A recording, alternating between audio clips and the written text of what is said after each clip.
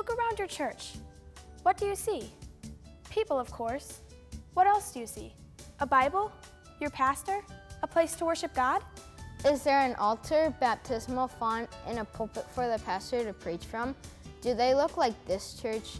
Maybe you have some banners and stained glass, and maybe an organ or piano. There are pews here in our church, but some churches have chairs. But churches around the world look different from each other inside and out. They may be made out of brick and stone or wood. Some are made out of straw and mud. They might have metal or shingles or dried grass for roofs. There might not be any place to sit, or there might just be wooden boards to sit on. Instead of a fancy baptismal font, there might only be a bowl of water for baptisms. Some churches don't have any of these things. Some churches don't even have a building. But something all churches need is the saving Word of God, the gospel. Only God's Word can bring people into God's family.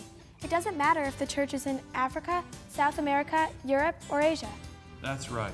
God's Word of life, the gospel, is the net that brings people into the church. And the church is more than just building and pews and roofs. It's the very people of God, gathered around God's gifts. But when people hear the Word of God and believe, they want to come together to worship Him in a church building.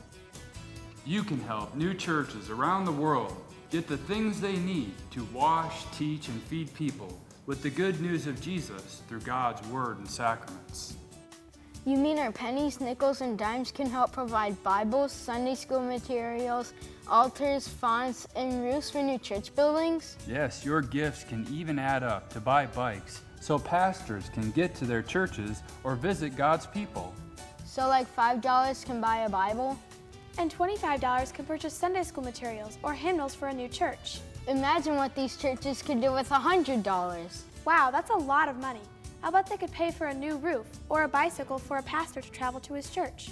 You're both right. Through your support of Gospel Nets, you can join your brothers and sisters in Christ from around the world in being fishers of men.